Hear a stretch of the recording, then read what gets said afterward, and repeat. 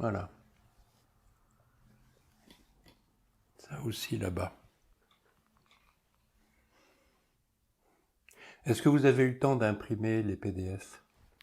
Oui, Ça, non, c'est moi top. pas encore. Bon, on va pas.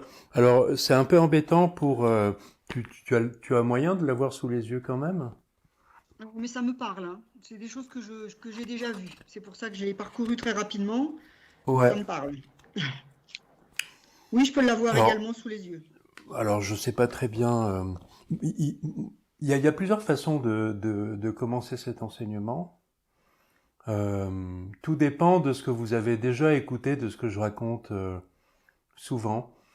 Euh, Est-ce que vous avez entendu euh, un entretien ou deux où j'essaye de situer les Yoga Sutras dans l'enseignement de yoga, c'est-à-dire dans la révélation des enseignements de l'Inde et ce qui s'ensuit, de tantra et tout ça. Mais vous m'avez déjà entendu raconter ça?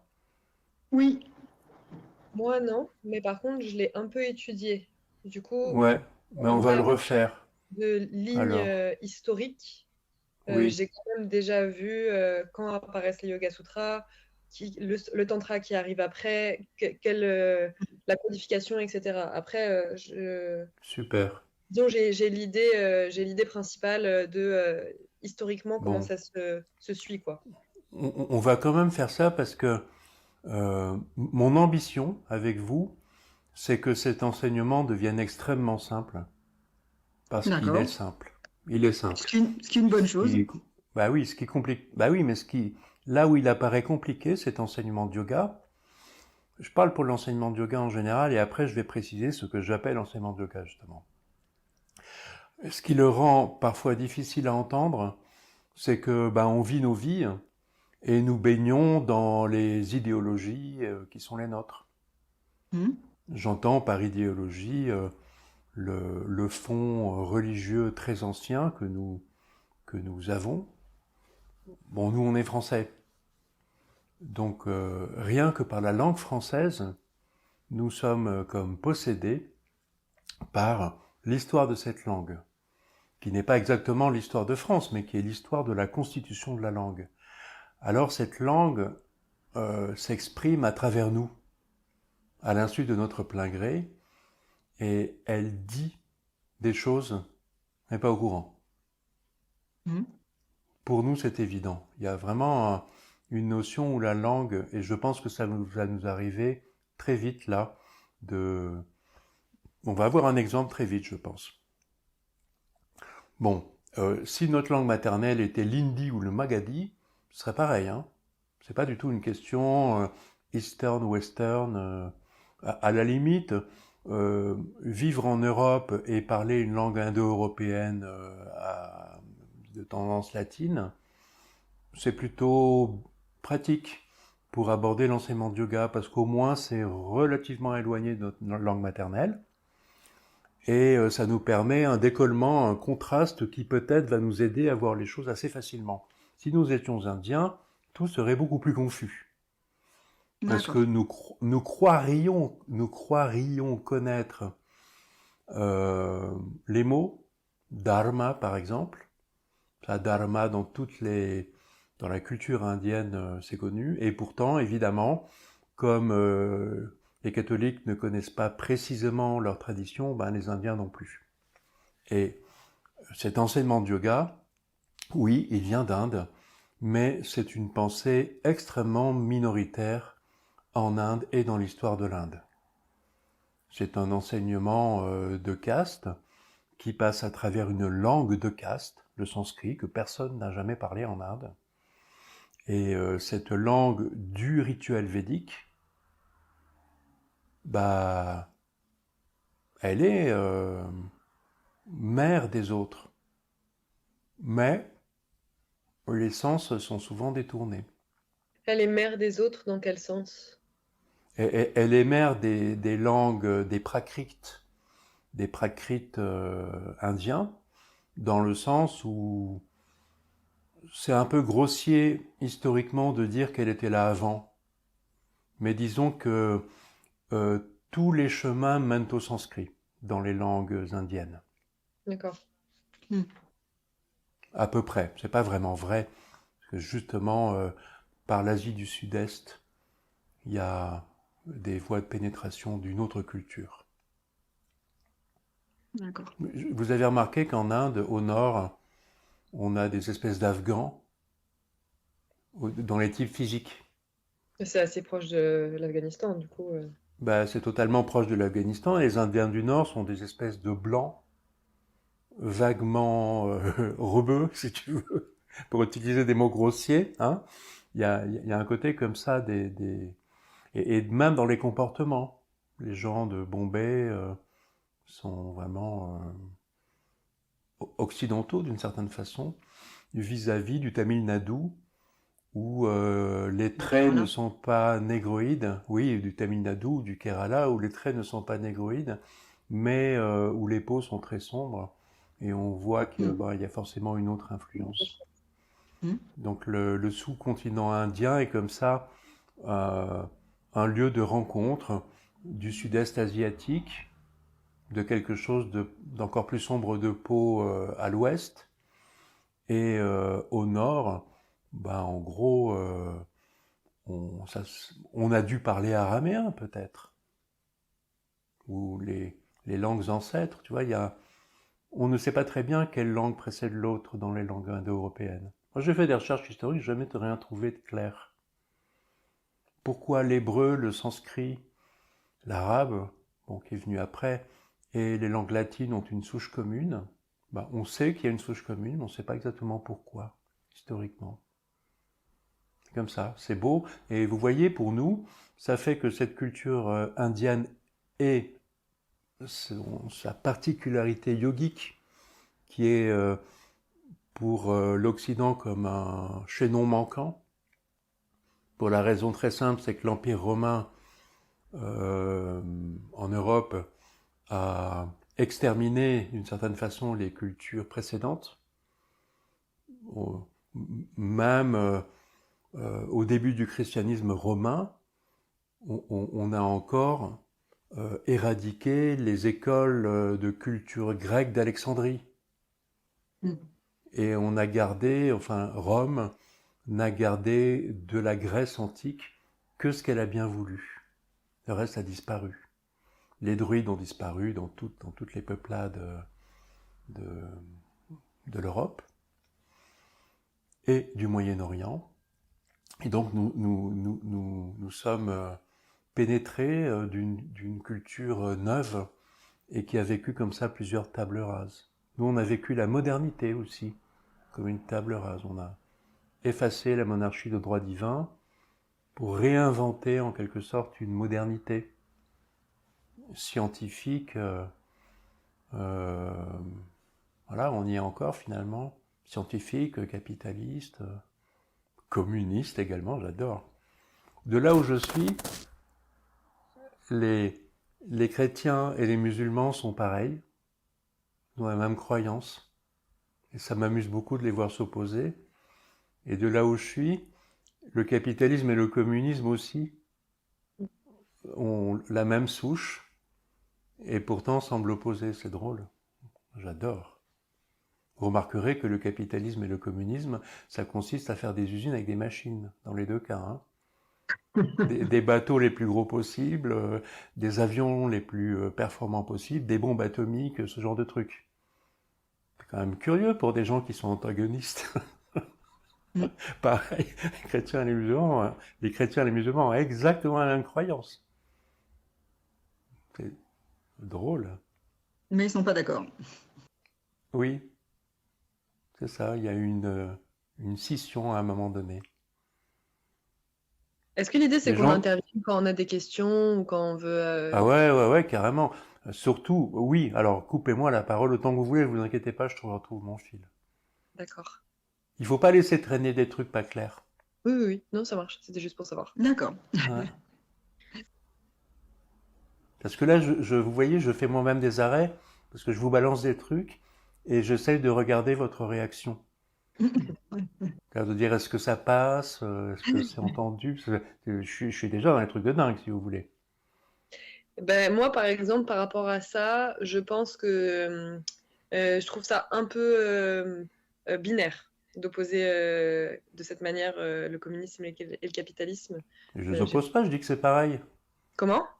Je les oppose pas, je dis que c'est pareil. Oui, enfin, du coup, de les opposer et enfin, les mettre en miroir, quoi.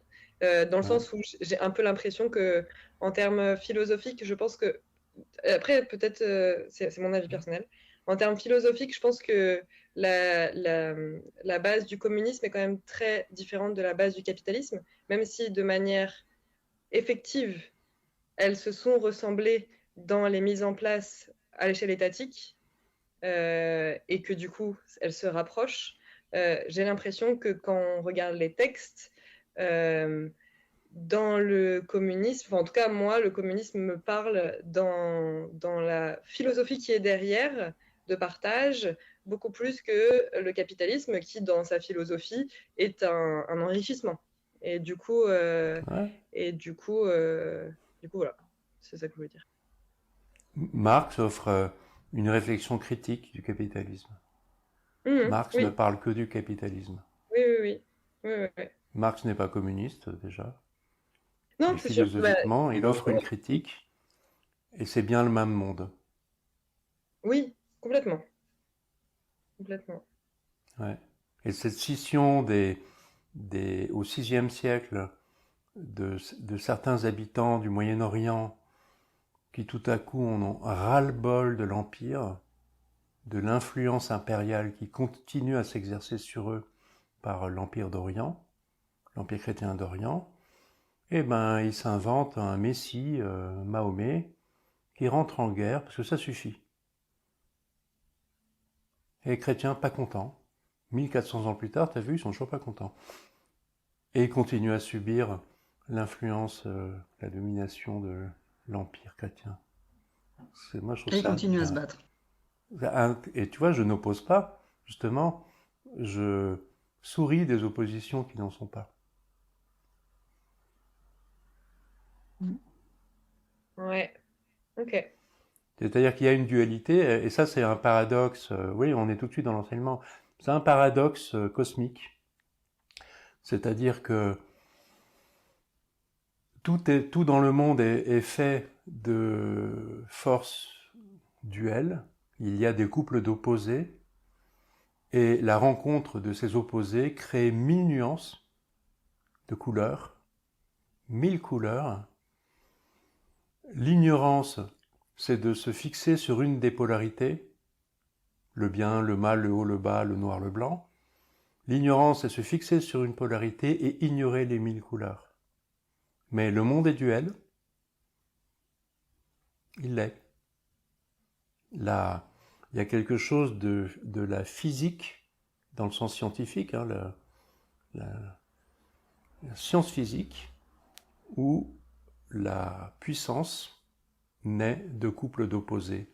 Mais ce qu'il en est, c'est pas binaire, c'est multicolore et vivant. Incroyable. Bon, là, on est, oh bah là, on est dans les ultimes enseignements tantriques de yoga. Là, on vient de passer outre toute la base de l'enseignement et on en arrive directement au plus subtil, au plus fin de l'enseignement, au plus tardif, au plus tantrique. Mais très bien. Ça nous permet On a été un peu vite. Oui, mais c'est comme ça. Oui, parce qu'on est déjà cultivé. Moi, je trappe les balles.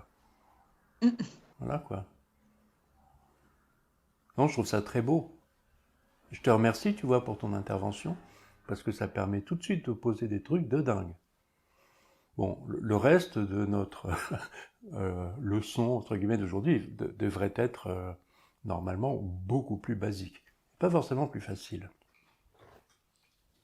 Oui. Mais en tout cas, là, ce que j'essayais de montrer, c'est que les cultures européennes, là, par la langue, hein, les cultures européennes et indiennes sont, ben voilà, il y a quelque chose de complètement commun, Ce qui est commun, c'est l'alphabet. Mm. Ce qui est commun à ces langues venant du sanskrit, de l'hébreu araméen, l'arabe plus tard, les langues latines, c'est déjà l'alphabet et ses phonèmes que nous avons en commun, et c'est pas rien. Ça conditionne déjà une pensée commune incroyable. Partager un alphabet, c'est un truc de fou en fait. C'est très puissant. Ça a des conséquences. Je ne vais pas développer ça aujourd'hui parce que je ne sais pas quoi dire. Il n'y a pas de démonstration à faire. C'est quelque chose qui se découvre que même l'alphabet. Bon, ça aussi c'est totalement tantrique. Désolé. L'alphabet est puissamment formateur. L'alphabet nous donne forme déjà. Avant. Conditionne quelque chose, c'est ça? Oh là, de dingue, énorme. Alors ça devient des langues. Et les langues encore plus puissamment nous conditionnent. C'est-à-dire que la langue conditionne notre manière de penser. À travers la langue, on pense d'une certaine façon, c'est ça? Et chaque langue, chaque différence dans les langues conditionne une autre manière de penser. Oui, elle est à la fois paradoxalement le fruit et la cause de conditionnements différents. Tout à fait. Ça vaut pour les degrés des langues aussi, pour les degrés du français. Selon notre caste, en France, nous exprimons, enfin, une certaine culture française s'exprime à travers moi, d'un certain niveau social, oui, c'est ça. Ou d'un autre bro. Tu vois c'est comme ça. C'est magnifique, moi je trouve ça extraordinaire. Oui, juste notre niveau socio-culturel transparaît à travers la langue. Enfin, j'ai envie de dire, on le voit très bien avec les hommes politiques. Ils ont très bien compris. Tout le monde. Et pour nous, c'est, moi je trouve que la vie devient excitante. Enfin, ça devient génial de vivre en pouvant jouir de toutes ces découvertes tous les jours. C'est une vie formidable. Vraiment, quoi. Bon. Non, mais c'est la première fois que je commence comme ça. Non, c'est sur les chapeaux de roue, mais là, non, mais là, on est au cœur. Hein, on ne peut pas être plus au cœur de l'enseignement de yoga. Donc, ces prises de conscience sont vraiment essentielles. Parfois, on les a au bout de plusieurs années. Bon, là, c'est tout de suite. Après, notez que la prise de conscience, c'est une chose, et l'intégration de la chose qui a été vue à un moment, c'est autre chose. C'est encore autre chose, oui. Oui, c'est une étape suivante. Ouais, il y a des flashs de lucidité qu'on appelle samadhi, et il y a l'intégration, qu'on appelle samadhi aussi, avec un autre préfixe, qui est un autre niveau. Une connaissance, tu vois, la connaissance est toujours un flash, et ça correspond à une joie, ça s'appelle samadhi, et lorsque c'est intégré, que c'est jamais tout à fait intégré, parce qu'en fait, l'être humain est ignorant les 3/4 du temps, et nous sommes connaissants par flash. Et c'est complètement théorique de croire qu'il va y avoir un éveil et qu'on va être éveillé toujours. Je n'ai jamais vu un être humain éveillé toujours. Tous les êtres humains que je connais sont ignorants, mais plus ou moins aptes, plus ou moins entraînés à au moins avoir des flashs de relations pleines et entières à ce qui advient. C'est déjà extraordinaire. C'est déjà, voilà, disons que la sagesse, c'est d'être en bonne disposition de connaissance. Et de temps en temps, tu vois, donc la sagesse nous fait désirer connaître. En gros, ça marche pas, et ça marche, et ça se referme. Il reste une joie, elle s'atténue. Et et on retrouve sa forme ignorante, entre guillemets. Très important aussi. Croire qu'il faille toucher l'éveil ou kaivalya, moksha, genre il faut que je m'éveille alors que c'est impossible, ça va produire énormément de frustration et peut-être même de colère et de haine, tu vois, de ne pas s'éveiller. Alors, en fait, c'est juste une croyance. C'est idiot de se foutre dans une merde noire juste pour une croyance. Si vous savez que l'être humain est ignorant et connaissant par intermittence, c'est complètement rassurant et ça enlève de fausses directions à prendre, quoi, à ne plus prendre. Bon, là encore, on est dans le 4e livre des Yoga Sutras, pour ça. Kaivalya, c'était le nom que l'on s'était donné, ma promo, mon cursus de yoga, c'était le nom qu'on s'était donné, Kaivalya, oui. C'est pas du tout présomptueux. Mais Kaivalya, c'est jamais. Mais par contre, c'est important que le mot existe, parce que c'est un idéal. Pour connaître cet idéal, c'est bien, ne pas l'oublier, mais tout en sachant que c'est un idéal. Si on y croit, on est hyper déçu. Et on va courir après une chimère et donc devenir de plus en plus ignorant. Bah oui, pas un bon plan. C'est comme si c'était la personne elle-même qui portait la responsabilité comme si c'était par nécessité de travail ou de... Enfin, je sais pas, je trouve que ça décale quelque chose aussi, où c'est si je travaille dur, alors je vais être éveillée, et du coup c'est de ma faute si je ne travaille pas assez dur, et ça fausse complètement ça fausse complètement le chemin, dans la route. Exactement. En les termes que tu viens d'utiliser, précisément. Ouais.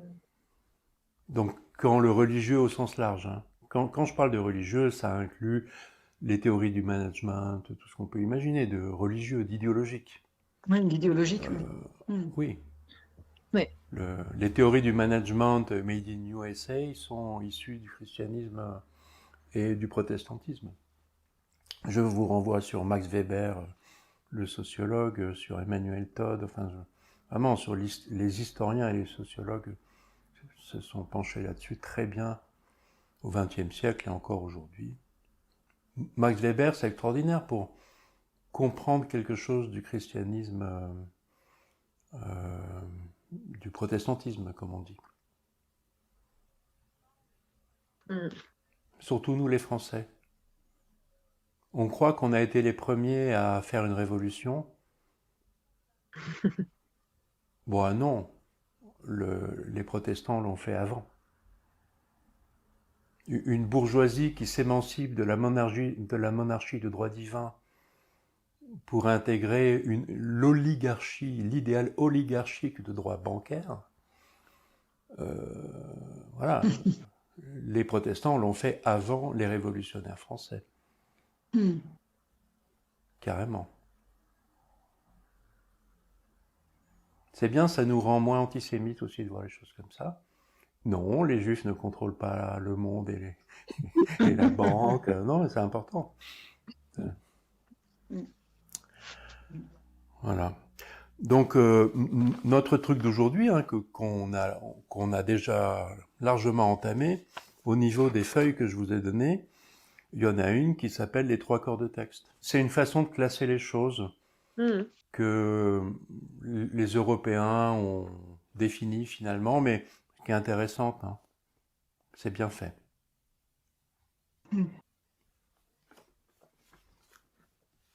Donc, ce qui me tient à cœur de montrer dans cet enseignement, là, sur la Shruti, les Darshana et les Tantras,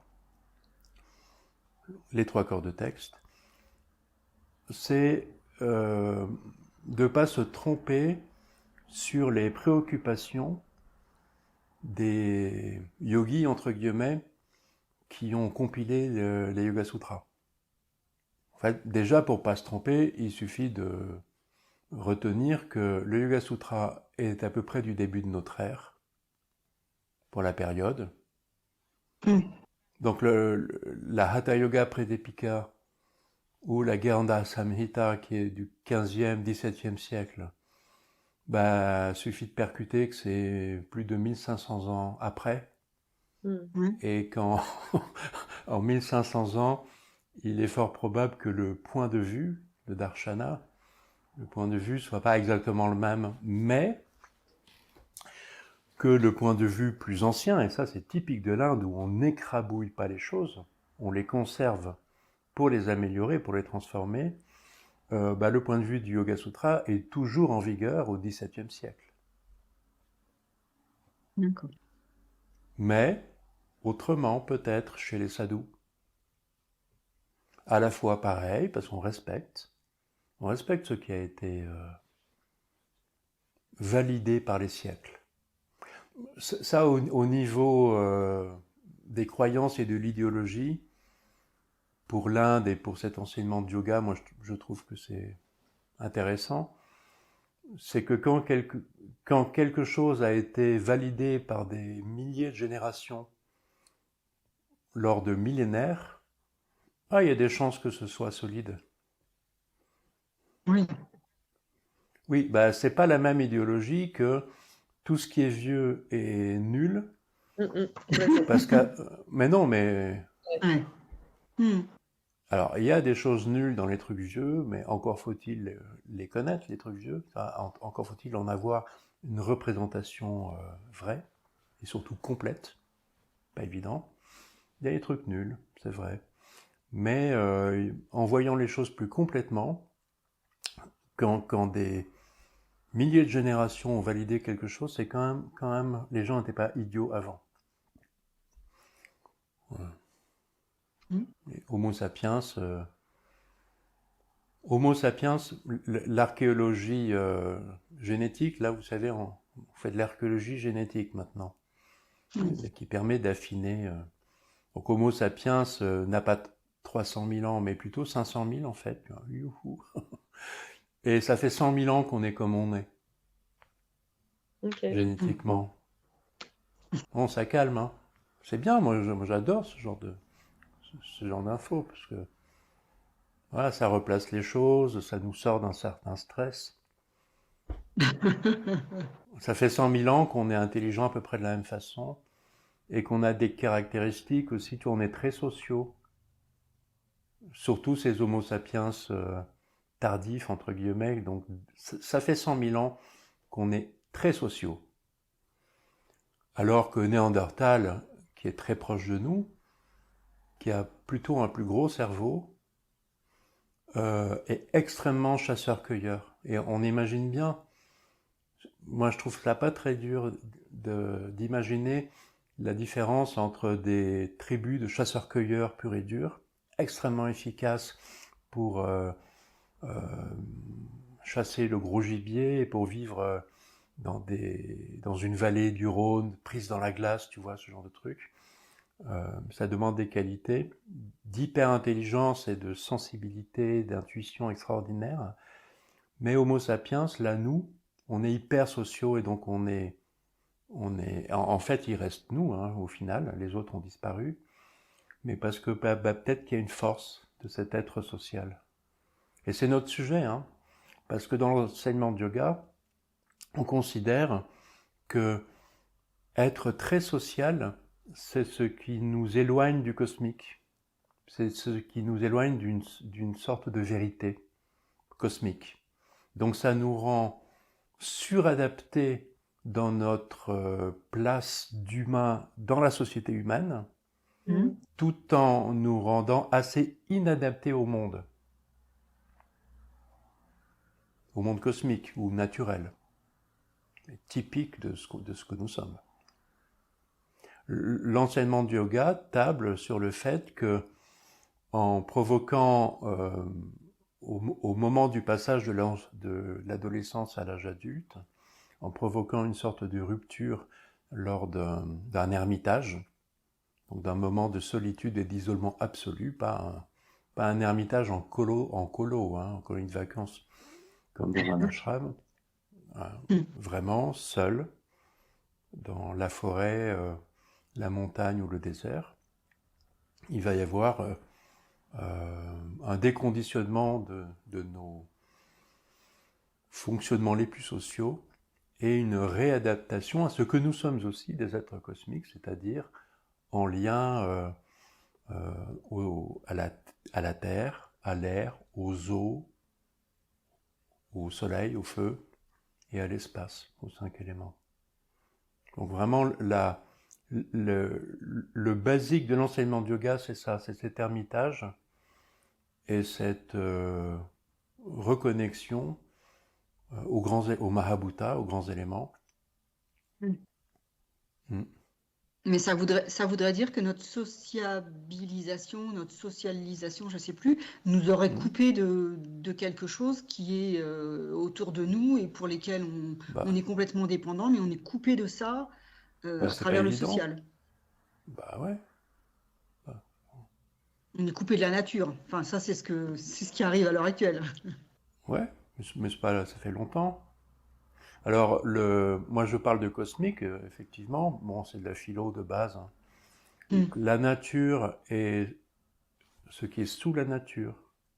Alors, la nature, c'est une chose. Nous sommes de la nature. Tous les animaux sont de la nature. Mais en dessous de la nature, il y a ce que le sanskrit appelle dharma, ce qui soutient littéralement dri. La racine dri, c'est ce qui porte. Et dharma, c'est ce qui porte, la manifestation. Ce qui porte l'apparition des êtres, des choses. On va y revenir sans arrêt à cette notion, elle est fondamentale. Je vous dis, l'enseignement de yoga est vraiment super simple, hein, mais par contre, si vous suivez bien le fil des causes et des conséquences, ben, ça va loin quand même. C'est radical. Radical dans le sens de racine. Donc il s'agit d'aller vers les racines. À la racine d'un rocher. Donc un rocher, c'est une sorte de mayonnaise. C'est-à-dire que les Mahabhutas, la terre, l'air, l'eau, le feu et l'espace, en tant qu'éléments essentiels du monde, prennent forme, non pas en forme de mayonnaise, mais en forme de rocher, selon un champ. Il y a un champ, c'est-à-dire, bon, en physique, on parle de fréquence atomique. Dans les atomes, ça tourne à une certaine vitesse, etc. Donc ça fait des atomes différents, des noyaux, nanana. Peu importe l'explication, qu'elle soit scientifique, moderne, enfin postmoderne ou scientifique ancienne, ça revient au même, c'est la même réalité. Pour qu'un rocher apparaisse, pour que cette matière apparaisse, il faut un son. Alors, je vous laisse le choix son, typique du sanskrit, chant, parce que dans le rituel, en chantant des formules magiques, en fait, en chantant des formules magiques, on peut modifier le cours des choses. Vous voyez, c'est très donc chamanique, la puissance du Om, par exemple, en yoga. Bah, le Om, c'est le tout. Le Om représente un paradoxe. C'est le tout et c'est le centre. Le Om est la cause des causes et le tout. Om rassemble tous les sons, donc le son Om, c'est tous les sons ensemble. Tu additionnes tous les sons, c'est-à-dire ces fréquences vibratoires qui permettent les rochers, les existences, etc. La lumière est une fréquence vibratoire aussi. Quand on dit son, c'est pas que l'oreille, c'est toutes les fréquences vibratoires. Donc on dit son, et quand c'est chanté par un humain, on dit chant. Oui. Voilà. Tout ensemble additionné, ça fait Om. Et à l'origine, le premier son qui conditionne les autres, c'est aussi Om. Pardon? J'ai pas compris la dernière phrase. Ce qui conditionne les sons, c'est Om. Ah, d'accord. Le premier, le son primordial, c'est Om. Et l'addition de tous les sons, c'est aussi Om. Okay. C'est très vrai. Ça prend du temps d'intégrer tout ça, c'est évident. Mais c'est paradoxal. Oui. Mais c'est paradoxe, très, très enseignant. Oh, c'est très enseignant, c'est hyper malin et c'est très malin, extrêmement scientifique leur truc. C'est pas technologique, c'est scientifique.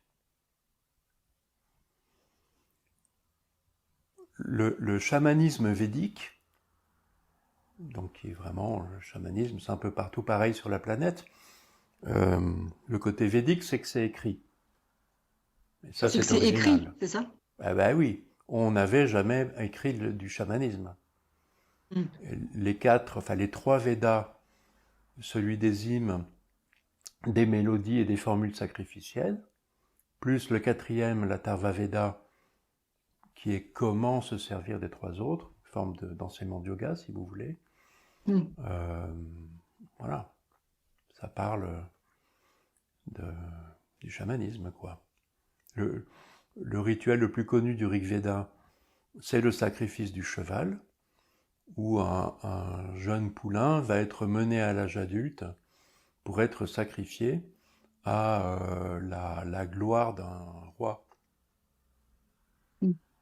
d'un jeune roi, d'un roi qui vient. Voilà. Et dans le Rig Veda toujours, l'autre rituel le plus connu, c'est Agnihotra, qui consiste à célébrer l'apparition et la disparition du soleil à l'aube et au crépuscule. Une façon de se relier à l'aube et au crépuscule. Chamanisme de base. Bon, ça va loin après. On aura l'occasion. Je reparle de tout ça, là, je vous pose quelques bases. Donc, en suivant ce truc des trois corps de texte. Donc là, mine de rien, je vous amène un peu dans une idée générale de ce que sont les Védas. Vous n'avez pas prévu qu'il y ait autant de soleil? Ouais.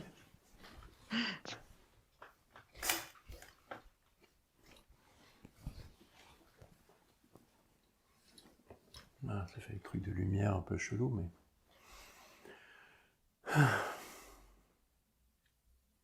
Donc, pour donner une idée des Védas, alors que, bon, vous voyez, je m'y prends comme je peux, dans le temps qui nous est imparti, mais toutes ces idées se mûrissent petit à petit. Vraiment, ça se mûrit, ça se travaille, ça se pratique aussi. Allez vous asseoir dehors en toute saison, et vous verrez quel rapport vous entretenez aux 5 éléments. Quand vous pétez de chaud en été ou que vous crevez de froid en hiver assis dehors, vous avez vos rapports au soleil. Et donc la question, c'est de s'asseoir et d'expérimenter la relation que nous avons assis à la terre, à l'air, au vent, comme on dit, quoi, à l'eau, au feu et à l'espace. Ça, c'est le b.a.-ba de l'apprentissage chamanico-védique, en ermitage, bien sûr. Ah. C'est notre relation aux éléments. Une façon de décomposer le réel en éléments essentiels. Et donc ça nous amène vers les samkhya vers les tattvas du samkhya. Les 5 éléments, c'est 5 des 25 tattvas. C'est les différents états, c'est ça les tattvas? Non, les différents éléments. Éléments, d'accord, ok. Oui, ce sont des éléments constitutifs, en l'occurrence, de l'être humain. D'accord. Mais pour ce qui est des Mahabhutas, des 5 éléments, ça concerne l'être humain, bien sûr, puisque nous avons une matière, mais ça concerne aussi tout ce qui apparaît, est fait des 5 mêmes tattvas. C'est pour ça que j'étais à l'aise pour vous prendre l'exemple du rocher tout à l'heure. D'accord. Donc vous pouvez vous amuser de voir comment, pour vous, les 5 éléments prennent corps en forme de votre corps. Ou comment les 5 éléments prennent forme en le corps de votre chat ou d'un rocher. Ou de l'océan. Bon, il y a beaucoup d'eau, mais pas que. Où est le feu dans l'océan? Il y en a partout du feu dans l'océan. Dans le sel, dans les animaux de l'océan, dans cette capacité de capter la chaleur et de la rendre. Proche de l'océan, il fait beaucoup moins froid en hiver que loin de l'océan. Vous voyez, donc le feu Et c'est une question d'expérience du monde, une expérience intelligente et chamanique du monde, que de prendre conscience que l'océan est rempli de feu. Enfin, il y a surtout de l'eau, mais vous voyez, il y a aussi beaucoup de feu dans l'océan. Mm. Il y a aussi beaucoup d'air, de vent, etc. Ça vaut pour tout. Trouver le feu dans une carotte, c'est pas compliqué. Ouais, un truc que j'ai pas exactement compris, c'est Oui. quand tu as dit tout à l'heure que les éléments se manifestent par un son. Et du coup, en disant ça, tu veux pas forcément parler d'un son qu'on entend. C'est tous les sons, toute fréquence vibratoire. Les éléments doivent se manifester se manifestent de cette J'ai pas dit les éléments, j'ai dit les êtres manifestés. Les êtres qui sont manifestés, comme nous et les rochers et les océans, tout ça, quoi, tout ce qui est manifesté, le soleil, les planètes. C'est-à-dire que le monde est en partie manifesté et en partie invisible. Ce que j'appelle manifesté, c'est ce qu'on dirait en français le visible. Oui. Le sensible, appréhensible par les sens. Donc il y a bien un seul monde, mais le monde a sa part manifestée et sa part subtile, invisible. Oui. Bah ouais. Et donc, la partie manifestée, C'est tout ce que tu vois, entre guillemets. oui, mais du coup, tu voulais dire que la partie manifestée se manifeste via des sons. Tout à fait. Les 5 éléments coagulent, entre guillemets, ou prennent mayonnaise, font mayonnaise, ou rocher, ou corps humain, ou corps de chat. Les 5 éléments prennent selon quelque chose qui est précédent et qui est énergético-vibratoire. On va dire alors sonore, ou des mémoires. Tout ça, c'est synonyme.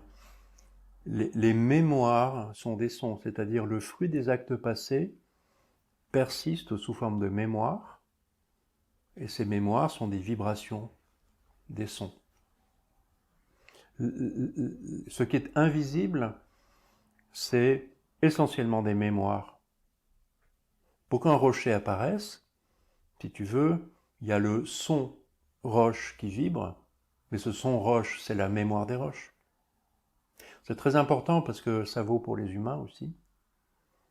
Moi, Joachim, je vais apparaître déjà dans l'utérus de ma maman, tu vois, je vais apparaître déjà riche d'une infinité de mémoires du monde. Je vais apparaître riche de la mémoire génétique de mes ancêtres, mais pas seulement. Mais pas que, oui. Mais pas que, on contient aussi des trucs qui ne sont pas nos ancêtres. Parce que nos ancêtres ont vécu dans le monde. Et donc nos ancêtres trimballent avec eux des choses dont ils ne savent pas qu'ils les trimballent parce qu'ils y étaient. Nos ancêtres hommes préhistoriques se trimballent avec des bouts de dinosaures. Et donc moi je me retrouve avec un bout de dinosaure. Et je rêve, ça m'est arrivé, je rêve que je peux broyer un membre et ses os dans ma mâchoire. Moi je ne peux pas faire ça, je suis un humain, je ne peux pas broyer un membre. Mais je peux rêver d'une façon incroyablement réaliste que tu vois, parce que en fait, dans mon ego se balade une mémoire peut-être de fauve ou d'animal préhistorique à mâchoire extrêmement puissante. Et tout à coup, je rêve ça. Alors que je n'ai jamais fait ça. L'être humain ne peut pas. Un canidé, peut-être, peut rêver que, crac, tu pètes un os entre tes molaires. Un chien, peut-être, peut rêver de ça. Ou un tigre, ou je sais pas quoi. Comment, moi, je me retrouve à rêver des rêves de tigre ou de chien? Le fait est. Faut pas se prendre la tête, hein. Là, je cherche pas à intellectualiser, je dis, voilà, drôle de rêve, quand même. Donc voilà, j'ai des mémoires de tout. Hein. Nous avons tous des mémoires de tout. C'est bien parce que je déborde sur les Samkhya en même temps. Très bien. Et pour revenir, vous voyez, mais c'est pour vous montrer ce que c'est que ce monde védique. Monde chamanico-védique, mais où on écrit. Normalement, les Ulungulés d'Afrique de l'Ouest pensent peut-être un peu comme ça, mais n'écrivent pas. Et ce qui est extraordinaire avec les Védas, c'est que 1500 ans avant le début de notre ère, on écrit ces rituels. Et à l'intérieur de ces rituels, qui est une espèce de livre, c'est un mode d'emploi chamanique, si vous voulez, les Védas.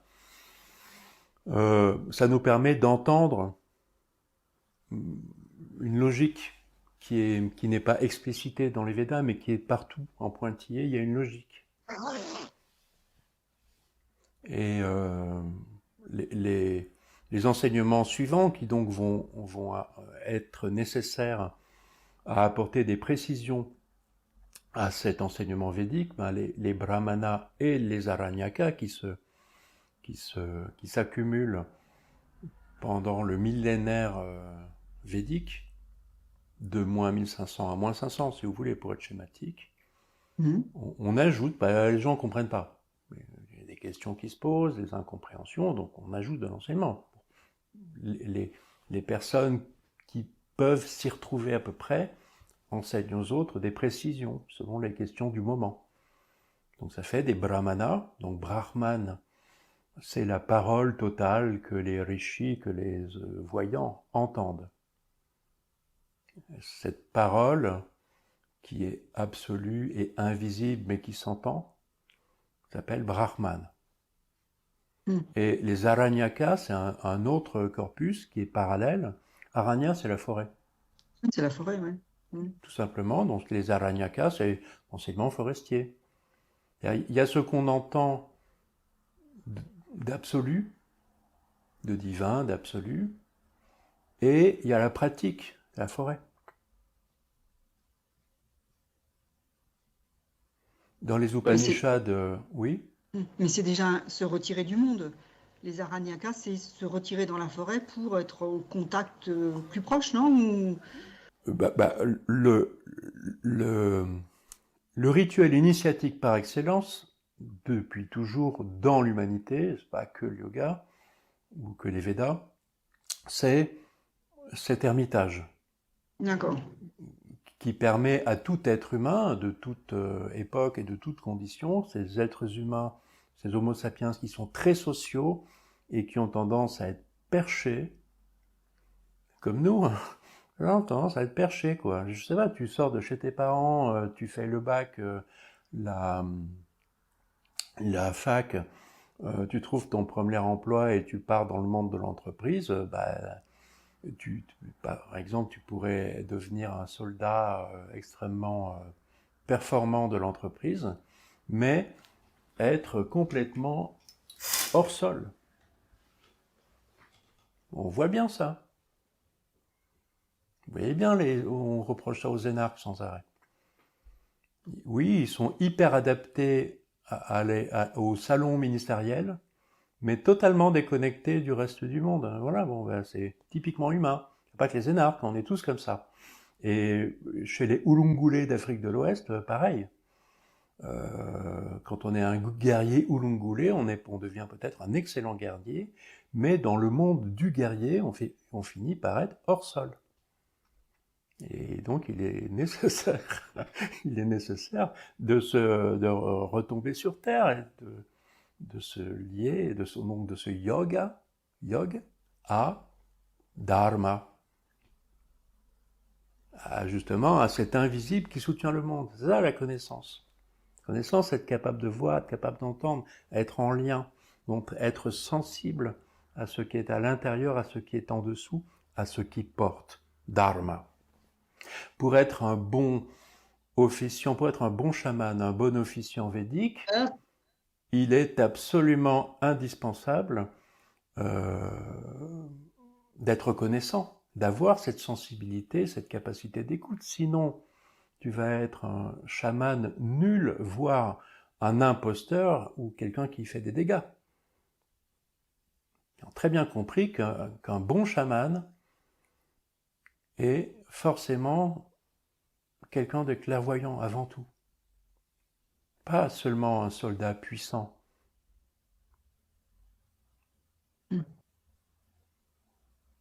Un soldat puissant, ça va devenir un tyran. Un chaman puissant va devenir un tyran. Bien sûr, le pouvoir a toujours comme direction de devenir totalitaire. Donc, ce qui peut empêcher, ce qui peut... une question de polarité encore. Il y a cette polarité du pouvoir. Et ce qui peut amender, c'est la vérité, la réalité. C'est simple, hein, franchement. C'est niveau première année de la philo, quoi. C'est vraiment pas compliqué, mais de là à en tirer les conséquences et à acter dans nos vies, tu vois, à intégrer cet enseignement qui est extrêmement simple. L'intégrer, c'est une autre paire de manches. Oui, on peut le comprendre, mais c'est plus difficile de l'intégrer. Oui. Tout à fait. C'est facile à comprendre, en fait. L'enseignement du yoga, c'est vraiment super simple. Après, ce qu'on cherche aussi, moi, quand je viens là, c'est que ce que j'aimerais, c'est... J'ai compris plein de choses, mais la difficulté aussi, c'est de les transmettre. Hein. Parce que les garder pour moi, ça va pas me servir, mais on ne peut pas transmettre. C'est comment tu peux transmettre ces enseignements-là. Tout à fait. Comment tu peux, dans tes cours, avoir une dimension qui dépasse un peu d'aller au-delà, enfin, tu vois, de vouloir aller plus loin. Voilà. Il n'y a que la vérité. Transmettre ces enseignements, c'est... on peut transmettre que ce qu'on a vu. Donc, personnellement, j'ai suivi pas mal d'enseignements de toutes sortes. Hein.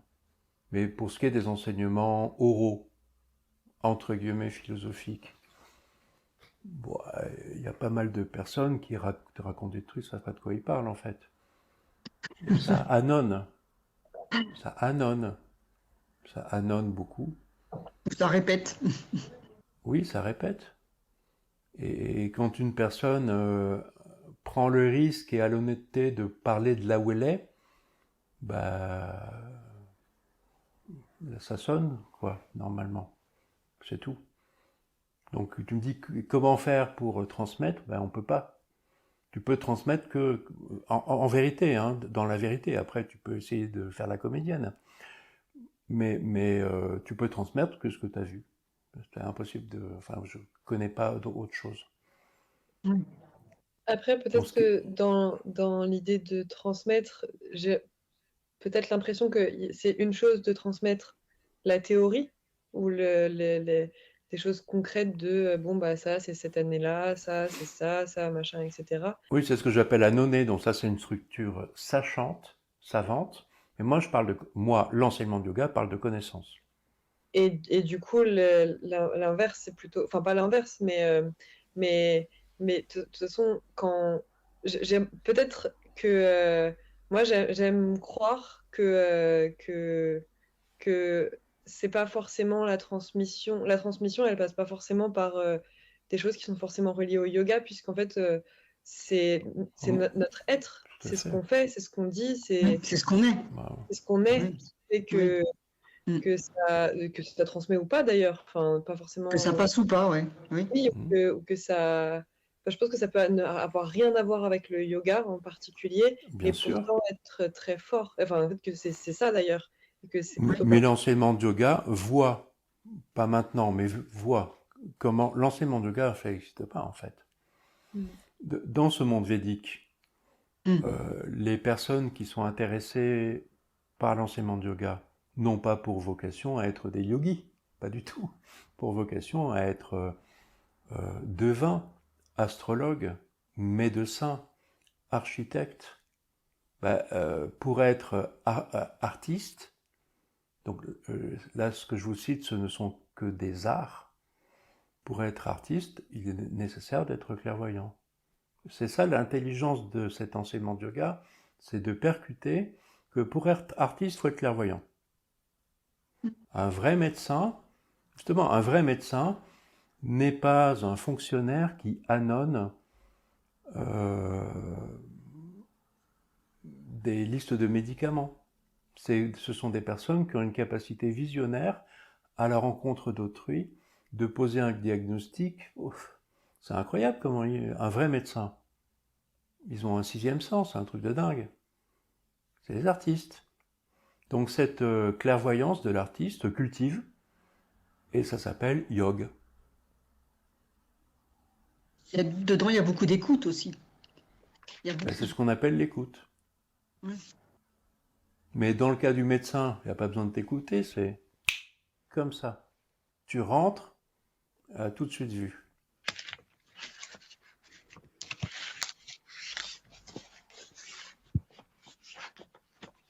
Donc c'est une écoute dans ce sens-là.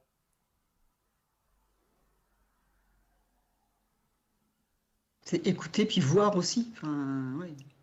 C'est synonyme. Oui, sentir des choses, je sais pas, oui. Ouais. Donc le pari de l'enseignement de yoga, c'est de dire, il y a une pratique. Ça se pratique. On va voir ça dans les cours suivants, tout de suite. Qu'est-ce qu'ils appellent une pratique, exactement, on va le voir tout de suite. Aujourd'hui, en fait, on explicite seulement le premier sutra. Et maintenant le yoga. Hatha Yoga Nusasanam. Il y a yoga, anu, asana. Si vous l'avez là. Hatha maintenant. Bon.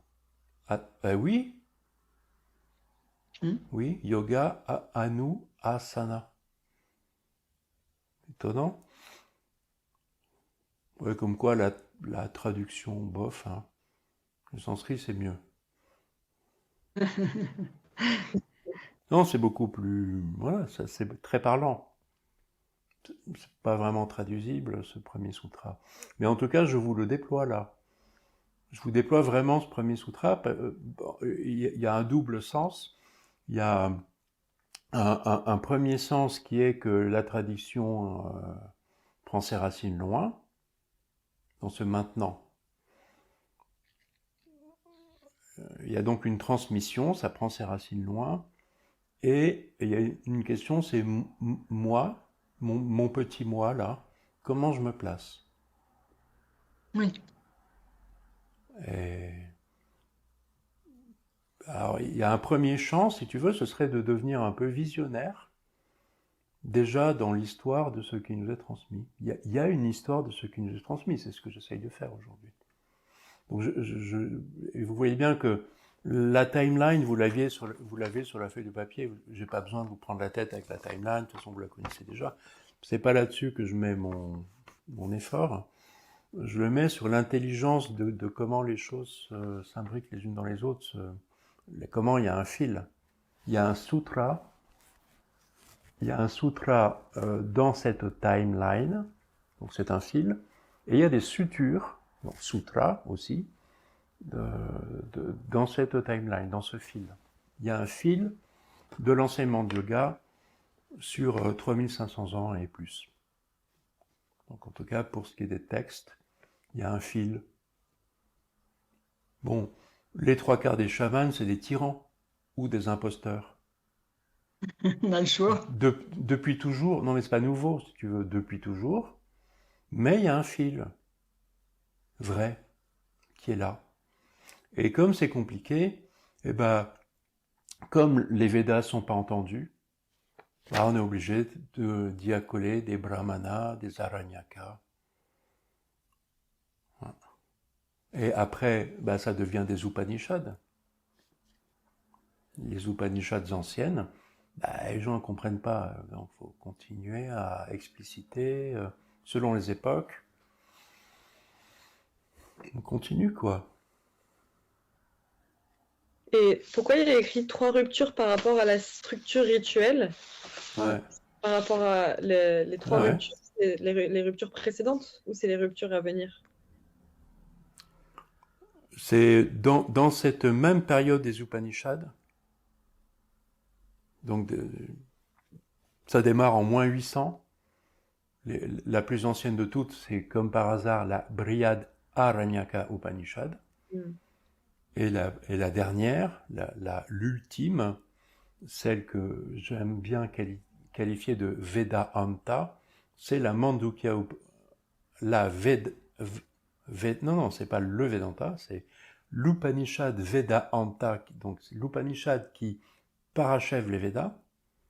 Ok. Moi, j'aime bien dire que c'est la Mandukya, parce que c'est la dernière, c'est la plus récente, dont elle clôt la période Upanishad ancienne, et à la différence des autres, c'est que 12 versets.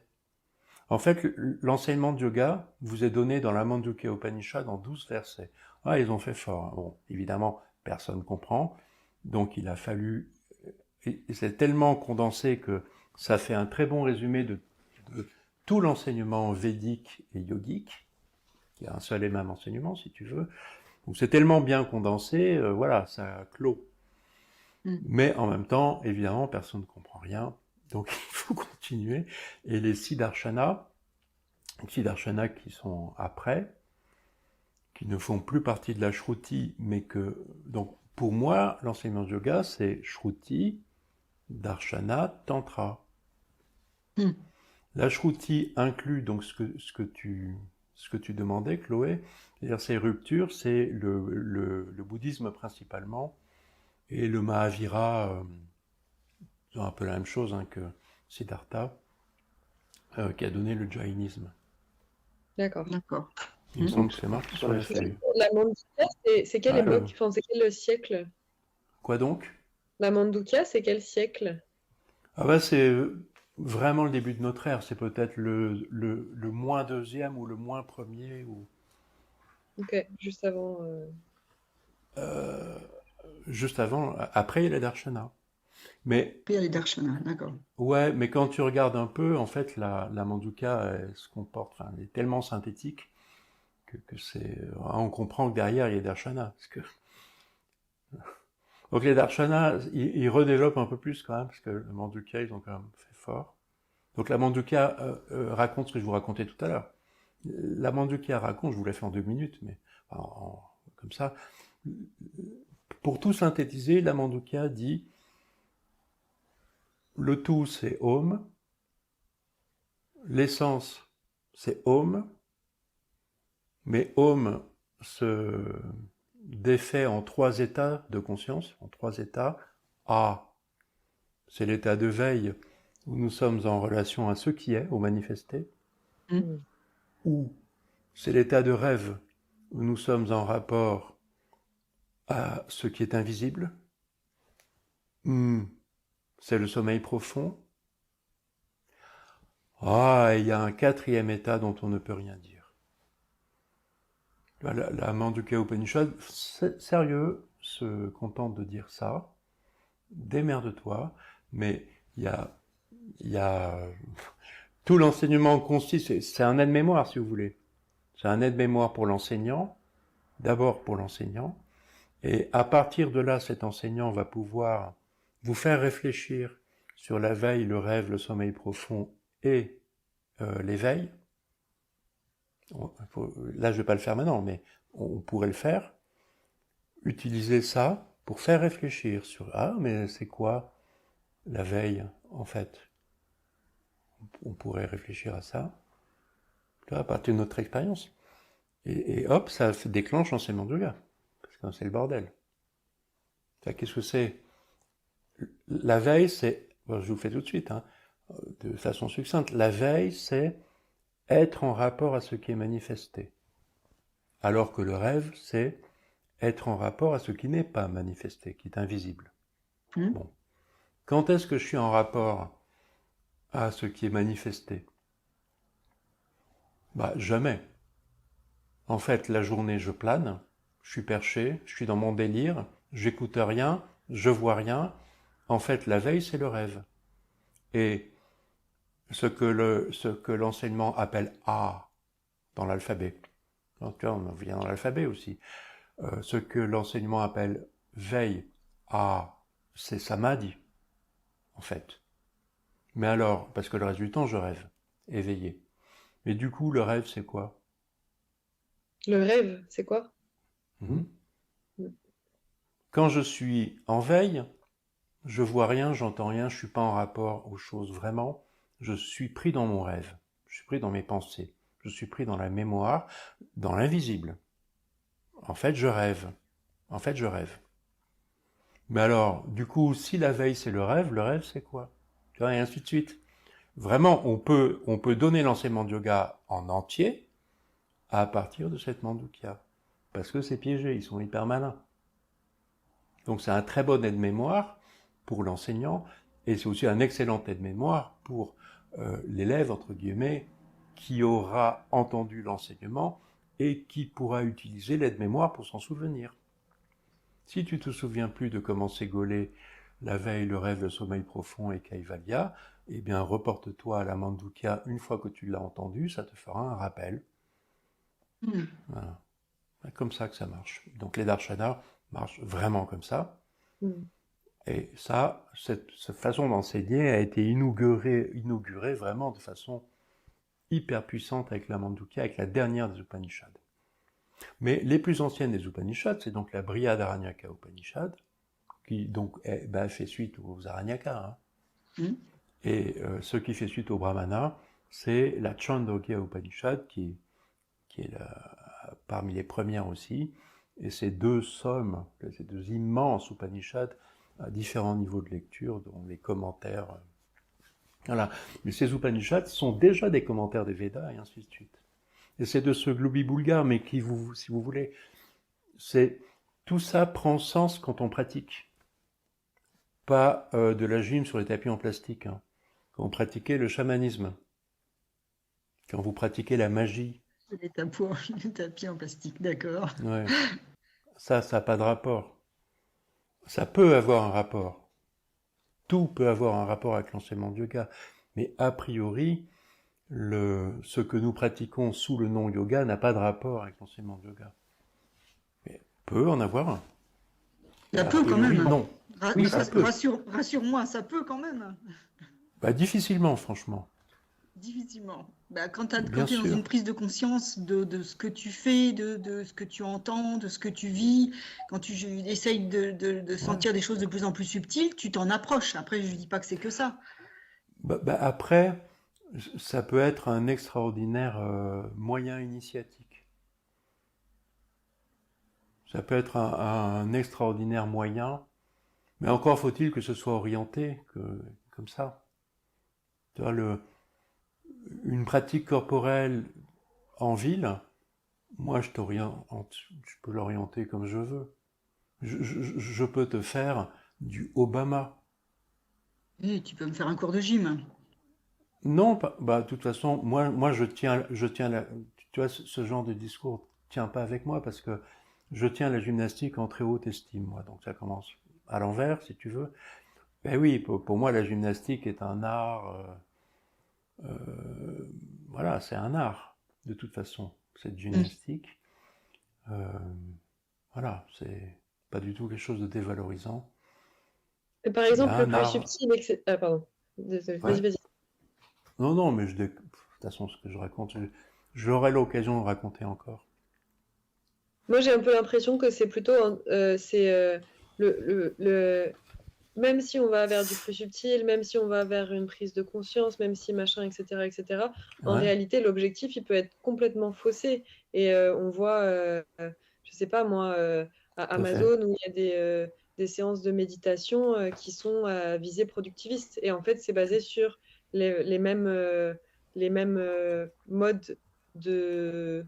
les mêmes genres de paroles qu'on se dit quand on est enseignant de yoga, si je vais plus être plus concentré, si je vais vers plus de subtilité, etc. Et pourtant, en fait, c'est mis au service de absolument l'inverse, finalement, de ce qui est recherché. Oui.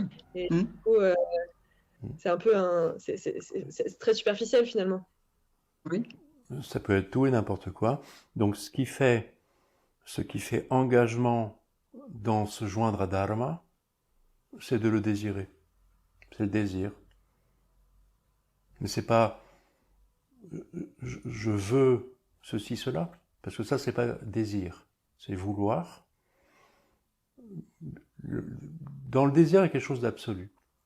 Donc une personne qui désire entendre, qui désire voir, qui désire être vrai, c'est ce désir-là qui fait l'enseignement de yoga. C'est aucune forme, c'est aucune gym.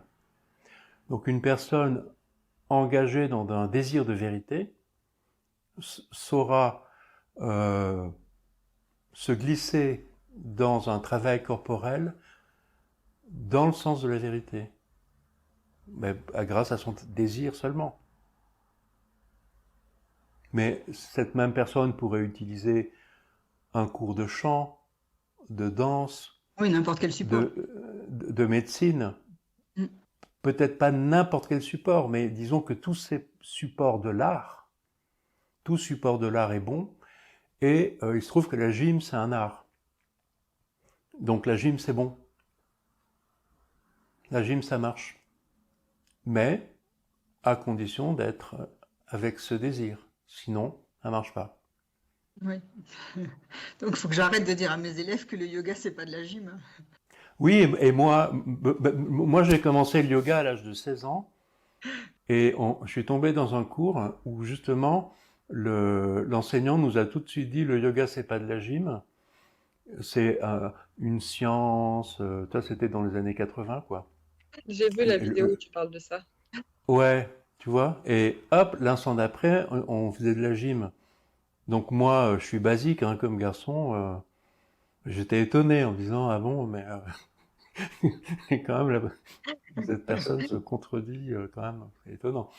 Et, voilà, mais après, j'ai mis quelques décennies à m'y retrouver là-dedans. Mais c'est vrai, le yoga, c'est pas de la gym, mais bon, la gym est une très bonne idée.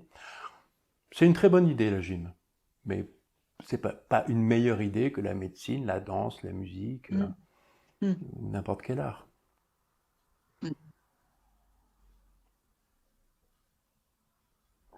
En tout cas, pour nous, c'est la gym. Très bon choix. Mais encore faut-il qu'on ne soit pas en train de vendre du Obama ou de l'idéologie du management. Oui. C'est facile. Yes, you can, but never give up, blablabla. Ça sort tout seul, hein, parce que nous vivons la Startup Nation.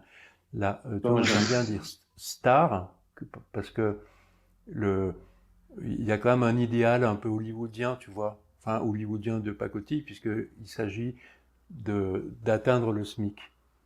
Le truc de la Startup Nation, c'est que tu deviens auto-entrepreneur avec pour ambition de participer à un star system imaginaire qui peut-être t'amènera aussi haut que le SMIC est comme un Graal. Un truc complètement délirant.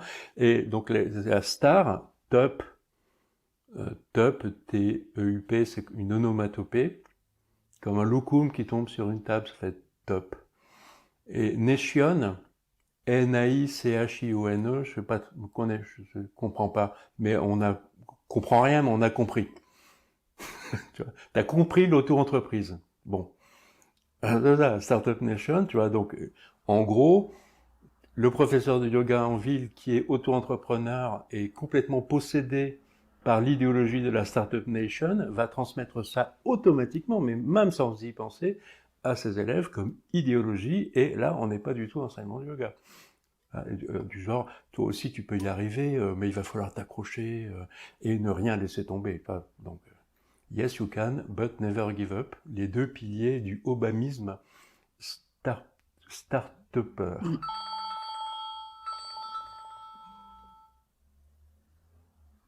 Il y a un petit problème, c'est bon. Oui, c'est quelqu'un a essayé de me téléphoner, c'est le défaut de quand j'ai pas mon ordinateur. Non, mais c'est revenu en fait. Bon. Non, mais je déconne, vous voyez, mais bon, là vous avez donc vous voyez comment on a circulé? On a circulé dans le yoga, c'est pas de la gym, mais en fait, si, la gym, c'est super. Ça le fait parfaitement, mais pas automatiquement.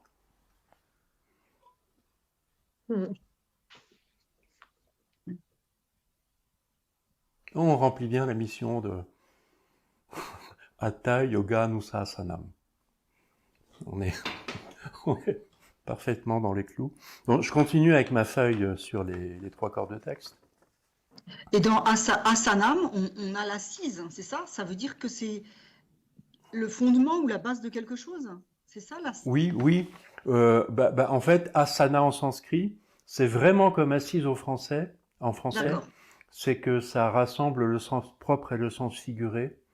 Hmm. Et en général, on parle plutôt du sens figuré, sauf si tu vois bien que c'est le sens propre.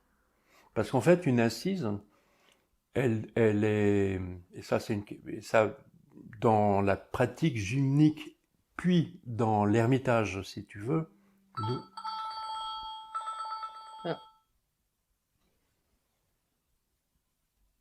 Ah. la personne ne comprend pas que je réponds pas.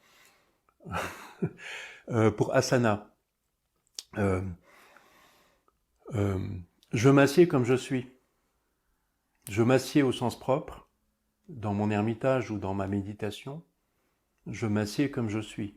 Donc là, mon assise corporelle, elle est comme je suis au sens figuré. Hmm. C'est ça, asana, c'est les deux en fait. Et dans l'ashtanga, s'il y a d'abord la question de la naissance. Vous voyez, dans l'ashtanga, donc les 8 membres du yoga, il y a d'abord cette question de la naissance. Où vais-je, dans quelle étagère, suis-je à la bonne Ouais. place? Ils appellent ça la question de la naissance. Et pour trouver sa place, il y a les 5 yamas et les 5 niyamas Ouais. qui sont censés nous permettre de nous asseoir. Hmm. C'est-à-dire que le fruit de cette étude et de cet engagement, de cette pratique de yama et niyama, ça va être une assise au sens figuré, Mhm. un charisme, une posture au sens figuré, une assise au sens figuré, Posture, ouais, d'accord. Hmm. comme on dit au sens figuré une posture en français. Hmm. Ouais. Et donc cette assise au sens figuré va donner l'assise. Dans mon ermitage ou ma méditation, je m'assieds comme je suis. Donc au début, j'étais flippé de la life en mode ah mon Dieu, où vais-je, dans quelle étagère?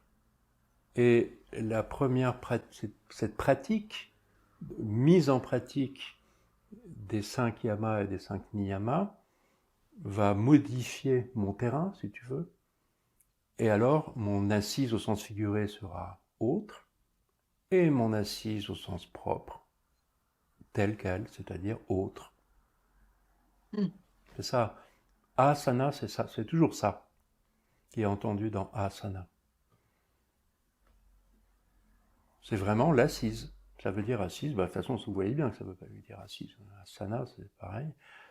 Mais c'est le sens figuré conditionne le sens propre. Comme en français. Si vous regardez bien ce que dit le français dit pour une fois exactement la même chose que le sanskrit. Hmm. D'accord. Hmm.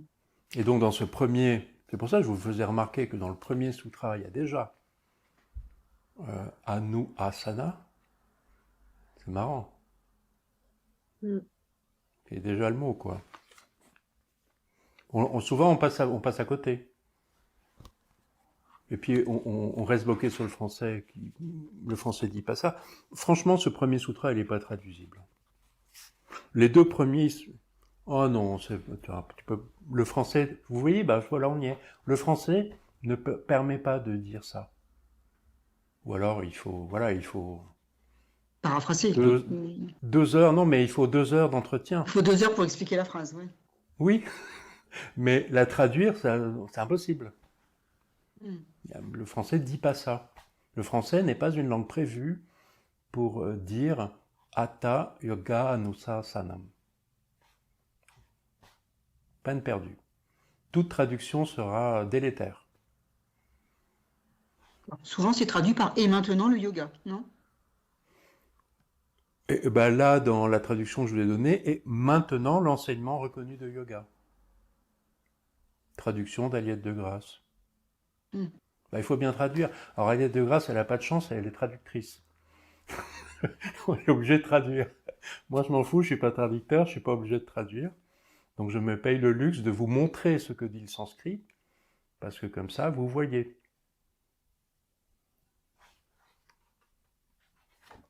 Disons que Donc, si vous voulez...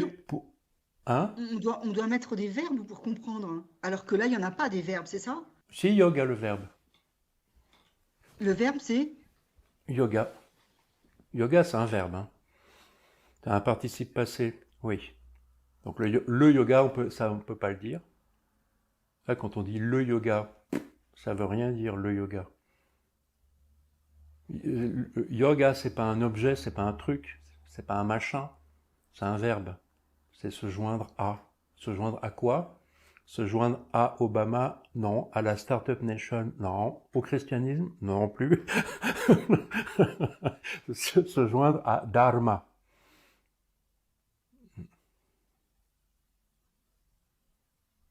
Mm. Mm, mm. Non, là, je suis très heureux de notre entretien. C'est une richesse rare. Non, on part sur les chapeaux de roue. Et vous inquiétez pas, il n'y a rien de plus tellement d'enseignement. En fait, on a tout dit. Mais on va tout remouliner un certain nombre de fois. Là, on a réussi quand même à tout dire, quoi. Mais pour vous finir la feuille, histoire qu'on ait des repères communs, parce que c'est ça qui est intéressant aussi, c'est que nous ayons des repères communs. Oui. Donc moi, ce que j'appelle l'enseignement de yoga, bon, c'est pas original, hein, c'est très commun, mais c'est quand même un fil qui prend l'ashruti, donc moins 3500, non, moins 1500 pour les Védas, les brahmanas, les aranyakas, les Upanishads anciennes, et ça nous amène au début de notre ère. S'ajoute, et vous avez vu que ça inclut l'enseignement de Siddhartha Gautama. Il est inclus. Pas en tant que religion. Et c'est là où il y a un petit moment délicat, c'est que les Védas ont leur religieux, mais on s'y intéresse pas. Mais le début de notre ère a son religieux. Le gros du corpus indien du début de notre ère, c'est les Puranas et les épopées. C'est vraiment Purana, épopée, ça nous fait un gigantesque corpus religieux, avec notamment le Mahabharata, qui est religieux, c'est-à-dire que, vous voyez bien, ça ressemble à la Bible. On nous raconte des histoires de personnes qui agissent bien ou mal, afin que nous apprenions quelle est la façon de bien se comporter en société. Comme dans tous les textes religieux, le Mahabharata, c'est typiquement un texte religieux. Mais, a posteriori, on a accepté d'extraire la Bhagavad Gita du Mahabharata en disant ce petit passage-là est quand même de l'ordre de l'enseignement du yoga, puisque ce petit passage traite de l'enseignement du yoga, de quand Arjuna est enseigné. Donc on a dit a posteriori, bon, le Mahabharata c'est religieux, mais la Bhagavad Gita, on veut bien l'intégrer dans le fil de la Shruti et de l'enseignement du yoga. Donc cet enseignement de yoga, c'est Shruti, la Shruti, complètement, mais les Puranas et les épopées ne font pas partie de la Shruti, c'est la Smriti, le religieux, donc Smriti ça veut dire mémoire. La transmission, c'est le religieux. Le religieux, c'est mondain, c'est le fonctionnement mondain de la société humaine, quoi, le fonctionnement social. Ça ne fait pas partie de l'enseignement de yoga. Mais par contre, ça fait partie de nos vies. Nous sommes, a priori, en tant qu'Européens, chrétiens. Donc, nous sommes chrétiens. Notre l'anglais, nous le sommes. Et les personnes qui ont reçu un enseignement catholique enfant vont être très très imprégnées de leur enseignement catholique et vont vous revoir beaucoup de mal avec l'enseignement du yoga. Parce que ce qui a été inculqué, on est comme des bébés canards un peu, hein. Ce qui a été inculqué à la racine de notre pensée quand on était petit est très puissamment installé. Or, l'enseignement de yoga devrait aller à la racine de notre pensée. Mais la racine de notre pensée, en général, est déjà occupée par ceci, cela. Par notre langue, déjà. Vous savez qu'une caractéristique de l'humain, c'est que tout ce qui est cerveau et neurologique et tout ça, dans les 9 premiers mois de notre vie, ça continue à se développer. La plupart des animaux sont à maturité à la naissance, et les humains, on est seulement à moitié. C'est drôle. Oui. C'est vraiment incroyable, hein, même scientifiquement, le cerveau, tout ça. Et donc on continue à s'équiper dans les 9 premiers mois de notre vie, et c'est incroyable ce qu'un enfant peut apprendre dans les 9 premiers mois de sa vie. C'est vraiment fou, quoi. Oui, oui, c'est phénoménal, oui. Ah ouais. Donc nous, quoi. Enfin, nous, nos enfants. Voilà, donc cet enseignement de yoga, voilà, il vient se placer là, on espère que, machin. Mais disons que nous sommes censés apprendre à nous joindre à quelque chose de beaucoup plus fiable, en fait, que le fonctionnement mondain de la société où on est né, quoi. Le sens de l'enseignement. Mais pas pour devenir un personnage hors sol. C'est que nous restons, c'est ça qui est paradoxal. Nous restons humains. Donc moi, je suis né en France, dans un pays donc de langue française, de tradition chrétienne, donc je contiens ça. Et je vais continuer à le contenir. Mais, si je parviens à le placer à la racine de ma pensée, c'est vraiment une question de racine en termes d'arborescence. Le mot racine est utilisé dans le sens de l'arbre et de l'arborescence. Si j'arrive à placer à la racine de cette espèce de logiciel de pensée qui est principalement ma langue, donc une autre langue, le sanskrit, va venir se placer plus bas, alors ma façon d'être humain, d'être chrétien, d'être capitaliste, etc., d'être, bref, un être humain d'aujourd'hui sera modifié. Hein, c'est ça l'enseignement de yoga, c'est simple. Hein. Mais du coup, par rapport encore faut-il le désirer. Alors, encore faut-il le désirer. Ne le désire pas, ça risque pas de marcher. Déjà, commence comme ça. Si la personne aimerait bien une pratique de yoga pour gagner plus d'argent et acheter plus de voitures ou niquer plus de meufs ou je sais pas quoi, enfin tu vois, c'est tout ce qu'on peut imaginer, quoi. Donc la personne va agir en fonction de ce qui la meut. Et donc, oui, et ça va être efficace aussi. Ça va être efficace, par exemple, pour se muscler, pour s'assouplir, évidemment. Mais ce qui caractérise l'enseignement de yoga, c'est le désir de vrai. Et s'il n'y a pas ce désir de vrai, s'il y a un désir de muscle, ça va faire du muscle. En tout cas, une pratique gymnique va faire du muscle.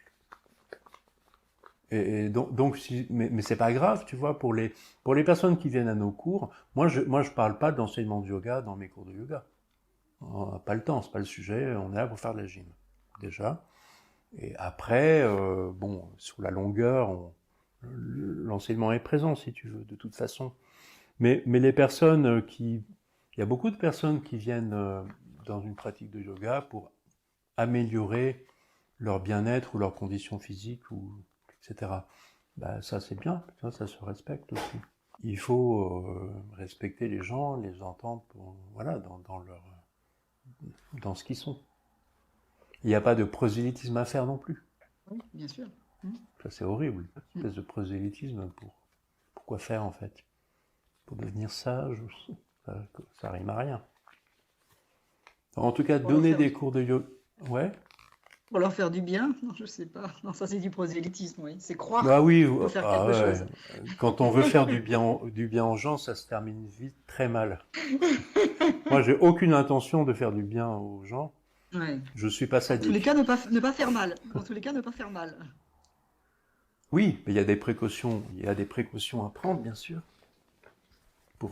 pour donner une bonne gym. Oui. Et là, que ce soit bien fait. Oui. Dans ce sens-là, oui. Bien sûr, c'est très difficile d'être un bon praticien ostéopathique, hein, d'une certaine façon. Oui. Hein, faut de bonnes connaissances ostéopathiques pour faire du bon boulot. Bon, ça c'est déjà un cours de yoga extraordinaire. Mais bon, voilà, c'est une curiosité, un paradoxe, un truc amusant de maintenant. Donc, par exemple, j'ai plusieurs amies qui sont d'excellentes profs de yoga parce qu'elles ont, je pense à 2, 3 même, d'amis vraiment proches que je connais depuis très longtemps et qui ont un don de l'accompagnement, en fait, physique. Tu vois, elles ont un truc comme ça, quoi. Qui est à la fois prendre soin des gens et voilà, qui puisse aller avec une pratique gymnique de qualité. Bon, tu vois, ça peut devenir un art aussi, ça. Oui.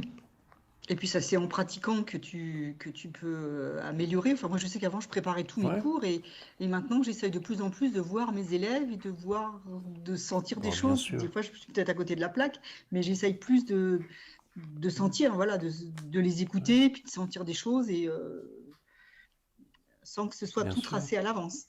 Comme tu fais, toi. C'est pas tout tracé. Tu nous écoutes. Oui, et tu modules. C'est ça.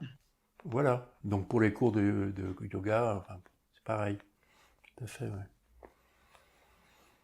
Donc voilà, donc je termine quand même la feuille, mais il n'y a pas grand-chose, si tu veux. Je crois que sur le fond, on est OK. Et puis de toute façon, vous avez la timeline.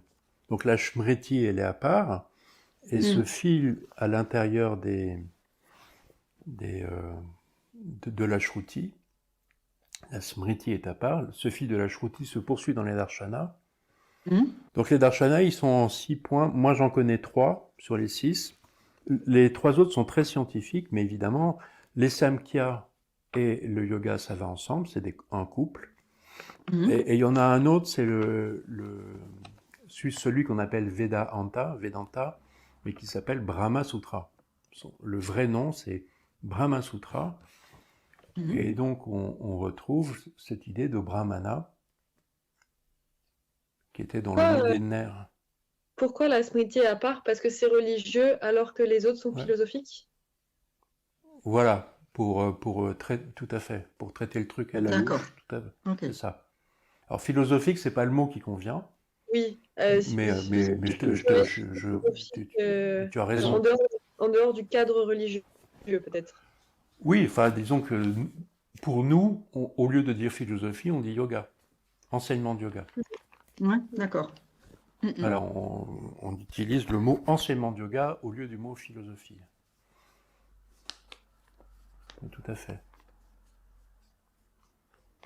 Il y a un enseignant que j'aime bien qui s'appelle Roger Paul Droit et qui est un spécialiste de l'histoire de la philosophie.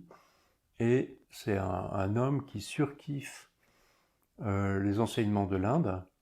Et Roger Paul Droit, tu le trouves sur YouTube, il y a des conférences comme ça, où il aime bien jouer avec les perspectives et bon, il connaît très bien les philosophies grecques, il a vraiment appris le grec, il traduit. C'est vraiment un philosophe, mais qui se pose plein de questions, il est un vieux monsieur, hein, mais qui se pose plein de questions depuis toujours. Et lui, il dit, c'est marrant parce que les Grecs, eux, ils trouvent que tout le monde est philosophe autour d'eux. Bon, ils trouvent qu'ils sont les meilleurs, hein, évidemment, mais pour eux, les gymnophiles indiens, comme ça qu'ils appellent, tu vois, les gymnophiles, c'est des bons philosophes. Tu vois, c'est parce que dans cette conférence, il répond à... Nous, on a la croyance que la Grèce antique était la racine de la philosophie, mais en fait, pas du tout. Non, pas du tout, mais c'est ce qu'on apprend à l'école en philosophie. Et c'est ce que Roger Paul Droit explique, dont lui, il est docteur en philosophie, machin, il dit j'ai appris ça à l'école, mais j'ai mis des décennies à désapprendre. Il est marrant, c'est quelqu'un que j'aime bien.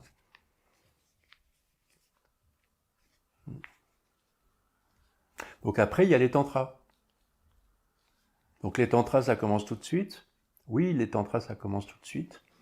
C'est l'étape suivante, c'est ça? Oui, c'est-à-dire que donc les sutras, les darshanas sont sous forme de sutras. Donc d'aide-mémoire, ce sont des aides-mémoire vraiment, comme je vous ai expliqué tout à l'heure pour la Mandukya. Et donc, le sutra, ça veut dire fil et suture.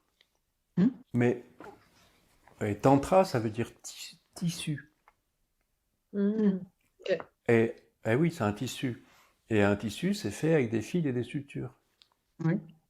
Ben oui, c'est que dans les époques ultérieures, les tantras, c'est des tissages de cet enseignement, toujours le même, mais les gens comprennent toujours pas. Non, mais c'est le côté, les gens comprennent pas. Donc, il faut tisser. On est obligé de tisser. C'est pour ça que les tantras s'appellent tantras, parce que c'est des tissages. Et voilà, donc ça commence tout de suite, les tantras, donc c'est toujours le monde brahmanique. Et si vous voulez, l'enseignement de yoga, ça c'est très important de le souligner maintenant. Cet enseignement de yoga, il concerne évidemment les castes brahmaniques, mais complètement à l'opposé du spectre social, il y a les va-nu-pieds, les fameux renonçants. En fait, c'est un droit du droit indien, c'est-à-dire que quand on n'est pas l'aîné d'une famille qui est vouée à hériter des terres de ses parents et tout ça, on n'a rien. Ouais, les cadets, ils ont rien. Et donc, ils ont le droit de brûler leurs vêtements et de se raser la tête et de partir nus sur les routes.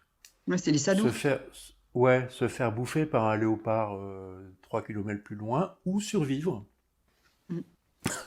Non, mais c'est ça. Et ces sadhus, si tu veux, finissent par se regrouper, constituer des sectes, en fait.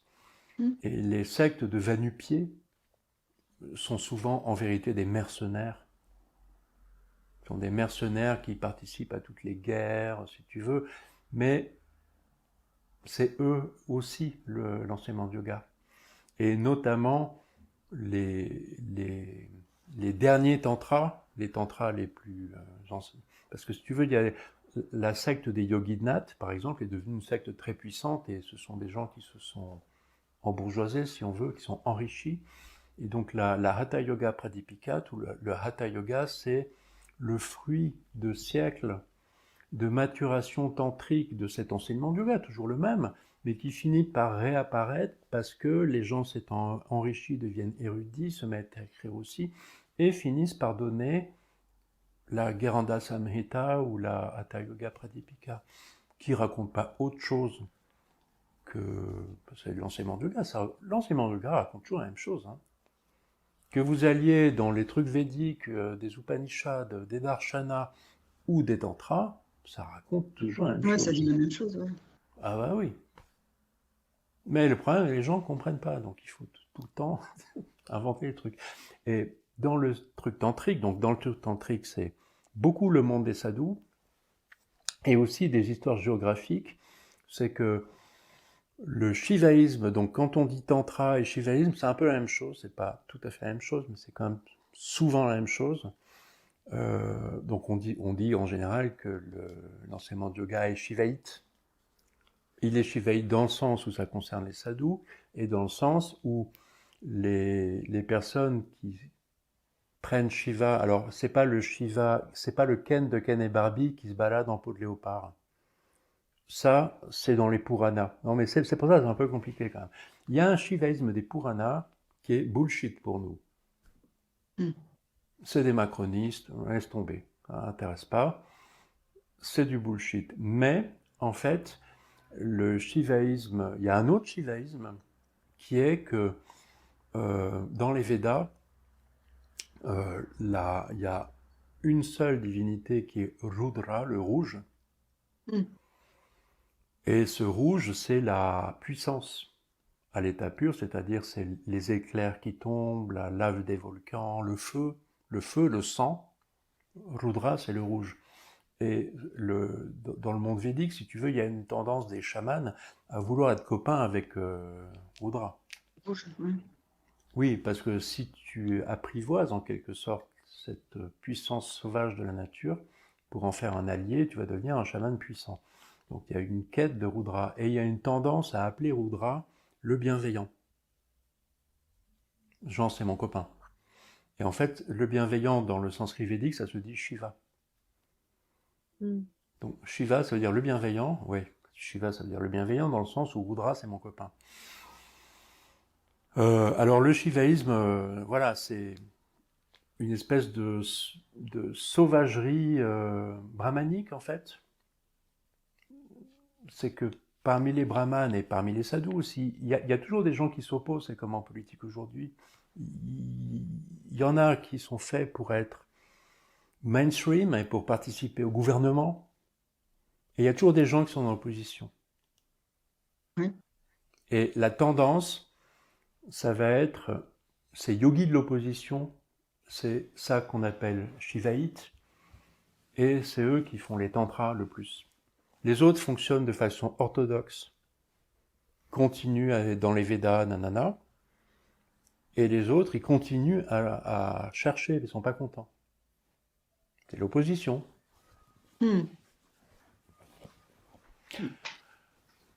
Dans un autre genre, mais un genre proche, Siddhartha Gautama et son communisme bizarre, quoi. Siddhartha Gautama donne l'enseignement du yoga, mais à qui veut. Et lui va même plus loin, il qualifie de noble, arya, toute personne qui désire. Qui désire dans les termes que je disais tout à l'heure. Bon, ça c'est une révolution, vous voyez, mais c'est une révolution vis-à-vis du pouvoir mainstream, brahmanique, mais en même temps, du point de vue de l'enseignement de yoga, c'est pas, non, enfin c'est le classique. Et tout, voilà, là, tout ça s'agglomère en fait. Donc a posteriori, on dit, la tradition, et même les brahmanes disent non, mais l'enseignement de Siddhartha, c'est bien. Donc on va l'intégrer à la Shruti comme c'est sur votre feuille. Et pour ce qui est des tantras, donc là, il y a une tendance que les puissances d'opposition à l'intérieur du monde brahmanique, parce qu'il y a des gens dans l'opposition, et à l'intérieur du monde des sadhus, qui sont beaucoup plus dans l'opposition de nature, eux, ils vont tendance à se réclamer de ce Shiva, le bienveillant, qui est donc parce que c'est un rappel du monde védique en fait. Quand on parle de Shiva, c'est un indicateur fort qui veut dire je suis chaman.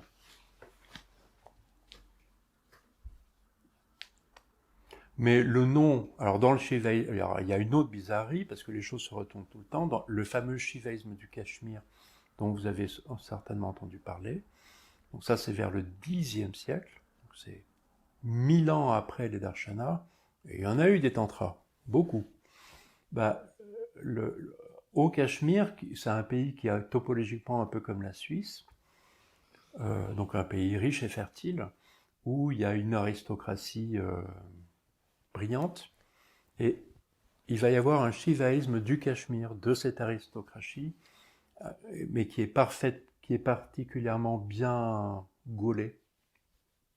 Et eux reprennent tout au début. Eux, ils disent non, mais là, c'est n'importe quoi. Entre les bouddhistes et les brahmanes, allô, quoi. Au secours, on va tout refaire à zéro. Donc, on met à la poubelle les brahmanes et les bouddhistes, on les prend et on s'en sert pour le taper l'un contre l'autre, tu vois. Non, mais je caricature, mais c'est quand même assez vrai. Et donc, ils reviennent au début.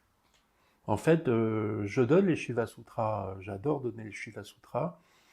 Les Shiva Sutras te ramènent directement à la Mandukya Upanishad. Ah oui, d'accord. Ouais.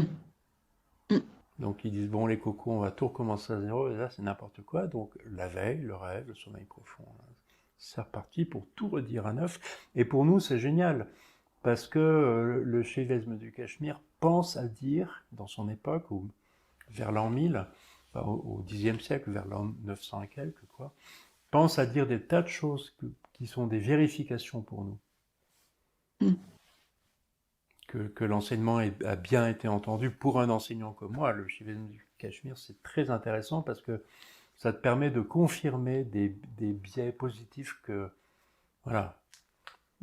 D'accord. Très important. Bon, enfin voilà, là, je vous ai un peu tout mis. Oui. Voilà, donc nous, on fait Yoga Sutra aujourd'hui. On pourrait faire n'importe quel autre, mais franchement, il n'y a pas plus pratique que les Yoga Sutras, je trouve. C'est vraiment super pratique. Il n'y a pas plus facile. Il n'y a pas plus cash. C'est vraiment top. Ça dit tout. C'est, si on veut bien totalement tantrique, direct, moi je vous fais tantrique direct puisque je suis imprégné de ça. Donc je ne vais pas vous faire la forme pour curer. Ça, il y a d'autres enseignants pour ça. Là, le côté curé, c'est-à-dire le côté brahmanique orthodoxe, je ne vais pas vous le faire. Du genre, faut pas toucher les autres, ils sont sales, tout ça, je vais pas vous... Alors, je déconne. Non, mais c'est vrai, on peut aussi entendre ça dans les yamas, dans les niyamas plutôt. Non, je vais vous faire autrement, voilà, une forme plus... Bon, et puis ça correspond à qui on est comme occidentaux. J'ai une petite question. Ouais. Tu parlais tout à l'heure des tantras, donc par rapport au sutra, et du coup, je me pose la question de qu'est-ce qui est sutra? En fait, tout est sutra, c'est-à-dire que ce soit les Upanishads ou les Védas, à quel moment on commence les sutras? Les Upanishads, c'est pas du tout sous forme de sutra. Au Alors, contraire, c'est des formes narratives. L'Upanishad typique, c'est caricatural, il n'y a pas que ça. Mais l'Upanishad typique, c'est un maître et son élève causent ensemble. D'accord. L'élève pose une question, le maître répond, et souvent... Okay. Bon, voilà. Donc, les sutras apparaissent à quel moment? Les sutras, c'est les darshanas. C'est les darshanas qui sont en forme de sutra. C'est les darshanas, oui, les points de vue. Comment c'est possible que... Ah, d'accord. Mais comment c'est possible... Ok, du coup, les sutras apparaissent au moment des darshanas, qui sont ensuite suivis des tantras, et le texte du Yoga Sutra arrive après. Non, le Yoga Sutra, c'est un des 6 darshanas. Un des 6 darshanas, oui. D'accord, c'est bon, j'ai compris. Ah bah oui, il est là. Ok, c'est bon, j'ai compris. Donc, en fait, sutra et darshana, ça va ensemble. En fait, le sutra, ça veut dire fil et suture en le même mot, et c'est une forme littéraire. C'est la forme littéraire pense-bête. On ne te raconte pas une histoire avec des personnages, on aligne des aphorismes. C'est des petites phrases à retenir. Ouais, c'est comme un aide-mémoire. Un condensé. Ou une anti-sèche. Oui. C'est vraiment ce qu'on fait quand on fait une anti-sèche à l'école. Oui. On met des mots-clés et parfois le sutra est une juxtaposition de mots-clés. Et c'est top pour rien oublier. Et c'est pour ça que c'est très dur à traduire, parce que souvent il vaut mieux rentrer dans le sanskrit, c'est plus simple que d'essayer de traduire. Le sanskrit, c'est facile. Surtout que nous, on a 200 mots en 200 mots de sanskrit, on enrichit notre français. C'est extraordinaire. Ou je dis 200. Est-ce qu'on a besoin d'un texte particulier pour suivre, ou est-ce que tu vas... Bah oui, je vous l'ai donné là. Oui. C'est ça? Moi, je vous ai donné... Je vous ai donné. Non, je vous avais le texte, je vous l'ai donné là. Il est dans le Yoga Sutra, sanskrit, considéré français. Oui, mais il n'y a pas toute la globalité, il n'y a pas tous les aphorismes, si? J'ai pas parcouru. Ah si, ah d'accord, ok. 195. Ah ok. Mais 194 les aphorismes, c'est ça? Oui, 14 ou 15 selon les versions. Mais c'est surtout que ce que je vous ai donné, j'ai remis le vocabulaire essentiel en sanskrit. Comme ça, vous êtes obligé. Vous êtes obligé de voilà. Donc chaque mot qui est en sanskrit dans le texte que je vous ai donné, je vais l'expliquer, mais il n'y en a pas beaucoup. D'accord. Comme ça, vous êtes obligé de le connaître en sanskrit, parce que c'est que des mots qui marchent pas en français. Il n'y a pas de traduction facile, quoi. Oui. C'est-à-dire que la traduction fait des fausses routes. Oui. Et c'est pas le français. Le français, c'est une langue géniale. C'est que l'enseignement de yoga s'intéresse à des choses que notre vie quotidienne ne s'intéresse pas. Donc, on n'a pas les mots. Oui, d'accord. C'est tout, c'est simple. Ok.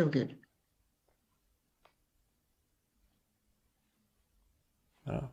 Comme un explorateur qui part en Afrique et qui rentre à Paris, qui est obligé de raconter ce que c'est une girafe à des gens qui n'ont jamais vu. tu commences à raconter que tu as vu une sorte de cheval avec un cou de 3 mètres de long et des antennes sur la tête, là, les gens te prennent pour un fou. Parce que c'est juste qu'ils n'ont jamais vu de girafe, en fait. Bah Mais oui. tu leur montres la girafe, enfin bref, tu vois, donc c'est ce problème qu'on a avec le sanskrit et le français, c'est que le sanskrit désigne des choses qu'on ne connaît pas forcément, ou alors qu'on connaît faussement. On a Oui, souvent ou ça, qu'on hein, a... comme le mental. Ouais, c'est de C'est, l'interprétation, ou... ouais. Non, c'est des différences C'est des différences, d'accord. d'expérience du monde. Mm. C'est-à-dire que le manas dans l'expérience de la méditation, c'est pas du tout la même chose que le mental dans l'expérience de la psychologie. Oui, bah oui. Mm. Et donc, quand on C'est-à-dire que traduit manas par mental, ben, ça fait un gloubi-boulga incompréhensible. ouais. Ouais, le champ lexical n'est pas le même, hein. Ben, c'est-à-dire que pour nous, le mental, enfin, pour souvent les gens, je vois bien, le mental, ce serait le surmoi de la psychologie freudienne, mais un surmoi, donc le surmoi de la psychologie freudienne, c'est une part de l'inconscient qui nous fait agir à l'insu de notre plein gré. Mais pas forcément mal. Tu vois, dans le surmoi de Freud, c'est pas forcément mal. Mais nous, l'utilisation qu'on a du mot mental, c'est que c'est un truc qui me ferait mal agir à l'insu de mon plein gré. Ce qui est d'ailleurs complètement flippant, parce que si tu restes simple, tu dis ah bon, mais c'est comme s'il y avait une entité autre que moi à l'intérieur de moi qui influence sur ce que je fais, donc t'es squatté par un alien en fait. Non mais sérieux quoi. Mais moi c'est des considérations que j'ai eues en écoutant des profs de philo parler du yoga. T'écoutes le mec et tu lui dis mais on a un alien, et là le mec, le prof de fac pète un câble parce qu'il te prend pour un fou. Parce que toi t'as juste écouté ce qu'il dit et tu lui renvoies un miroir qui vient de dire que tu étais squatté par un alien qui te fait agir. Qu'est-ce que c'est? Mais ce qui n'est pas totalement faux, tu vois, parce que ce que je vous disais tout à l'heure du français ou du christianisme, oui, c'est un alien qui me fait agir à l'insu de mon plein gré. Mais on peut pas le dire. Enfin bref, le Oui, mental, c'est pas ça. Donc ça, c'est nous, on utilise le mot mental comme ça, mais mais ça depuis correspond pas à 100 ans. Manas. Ouais. Non, ça correspond pas à Manas, pas du tout. Mais il y a aussi quelque chose à voir, c'est que ce vocabulaire psychologique n'existait pas en français il y a 100 ans. C'est ça aussi qui rend le truc compliqué. Le français chrétien, qui n'a jamais parlé de psychologie, n'a jamais parlé de mental.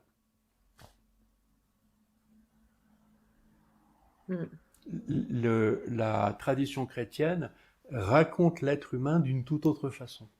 Ça parle d'esprit Mais alors, ou pas? Non? oh ben moi je suis pas spécialiste en tout, hein, et j'ai pas été au catéchisme. Alors je suis assez nul en trucs chrétiens. Non c'est vrai, j'ai pas été au caté moi. Mais je vois bien.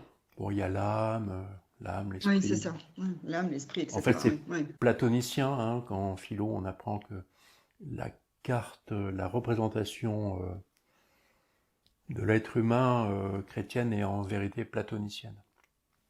Mm. Bon, bon, c'est pas mon objet. Moi, mon objet, c'est déjà de vous présenter un être humain qui tient la route selon le Samkhya, et je dois dire que Samkhya, c'est hyper balèze. C'est ultra cohérent leur truc. C'est vraiment nickel. D'accord. 2000 ans de validation.